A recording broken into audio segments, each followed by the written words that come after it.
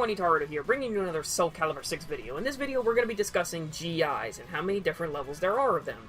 Now, I've seen on Twitter and a few other places of people who are kind of shocked to know that there are different levels of GIs because they all have different animations. Now, the important thing to realize here is level 1 GIs, which I'll show right here, don't give much in terms of practicality or punishes or anything of that nature. You still have freedom of movement when you get a level 1 GI.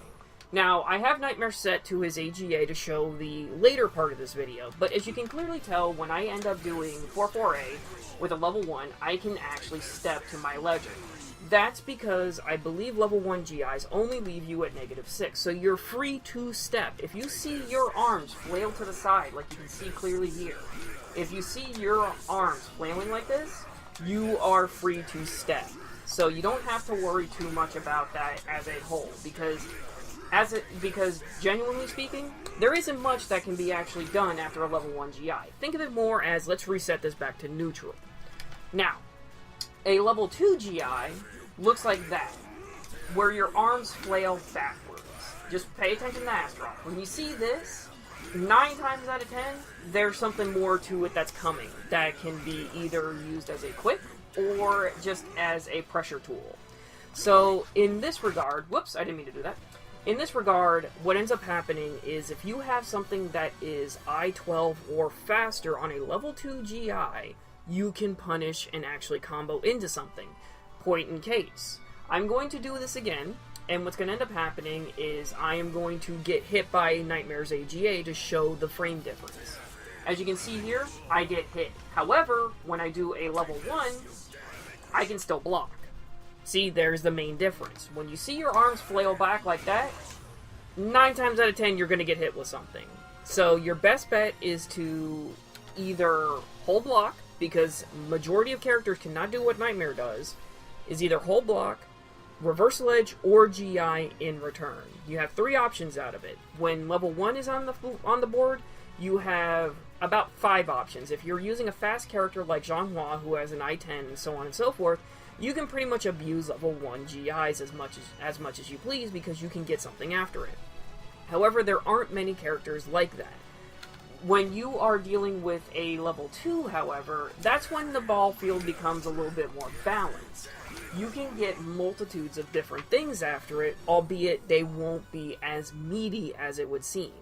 Now, here's the big difference between level 2 and level 3. I'm going to set Nightmare to do his A+B, so that way we all see this. Where is it? Dual button attacks, please. Thank you. Alright, A+B. Now, here's the important thing about level 2 to level 3. Level 2, you can step. So, I'm going to do that again. Whoops. Level 2, you can step the break attack. Now, I'm going to do a level 3 here, which is where you get put on your ass. You cannot step this whatsoever. As you can see, I'm entering step, I'm entering crouch, I'm guarding, I'm doing all of this.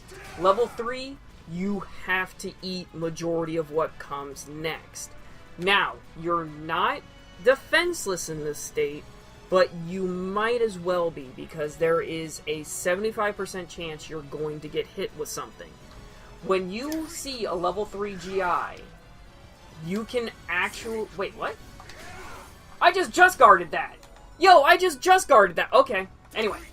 When you see a level 3 GI, what ends up happening is you can end up getting certain things that are guaranteed after it. Now, as you can see with Nightmare, it's kind of finicky, so not exactly a great example. But this is what comes up next. We're gonna go back to his horizontals. AGA. Oh, wait, nope, that was not the quick version. Hold up, we gotta get the quick version. Gotta get them pretty justs. Alright. Now, this is the important thing. You cannot do anything if they have a lethal hit condition between a level 3 GI. Cervantes has this with majority of his slide inputs. I believe it's K-slide. I believe it's K-slide. His K-slide input. And what ends up happening is they will get the lethal hit because it's a level 3. They cannot... I believe Nightmare is the only one who can get a lethal hit off of a level 2. We're going to do the level 2 again. Arms back, still get hit. Level 3, you definitely get hit. So that gives you an idea. Now, the interesting thing is I'm going to set Nightmare to do a BB, which is a level 2. Okay, so just so you understand how much you can actually get out of something. So we're going to do 4-4A, BB, and then you can punish. So there's that. We're going to do a level 2. Same thing, BB. Now we're going to do a level 3. I can't step it. So there you go. That shows you just the difference of what you can get from level 1, 2, and 3. Now, the other interesting thing is if you're facing somebody like Astaroth, the only thing that he can rightly get is off of a level 3 GI. Now, I don't know what exactly on Nightmare gives a level 3 GI, but the way it works is with Astaroth and the way his break attack works, you can only GI and reversal edge or just eat the break attack that comes afterwards. 9 times out of 10, majority of Astaroths are going to go for the break attack because they want that guard damage, and also because the lethal hit conditions for his break attack are just too good to ignore. Now, like I said, there is a massive difference between level 1, level 2, and then the infamous level 3. If you see your opponent get put on their ass after a GI, that is your turn no matter what. Because yes, they can GI and yes, they can reversal edge and return. However, the difference being is it's your turn with majority of your moveset. You can do pretty much whatever you please with it. So that's just a quick tutorial on it. Every character is different when it comes to their GIs. Now, the thing is you have to be aware of what happens with these animations. Like I said, level 1, arms are flailing to the side. Level 2, arms flail backwards. I'll do it again. 1, whoops, 2, 2, 1. And then level 3 is the most apparent because you literally... Oh, wait, nope, that's not it. Sorry.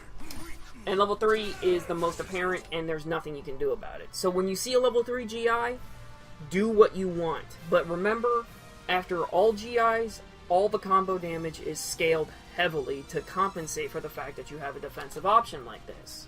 So, if this helped you at all, or if you have any more questions, please leave them in the comment section down below, and I will get to them as soon as possible and answer anything that you guys have, alright? This is Ittarra signing off. If you like this, or if you want to see another tutorial of any type like this, please leave a comment down below, and I will get to it as soon as possible. Take care, everyone, and be safe. Later!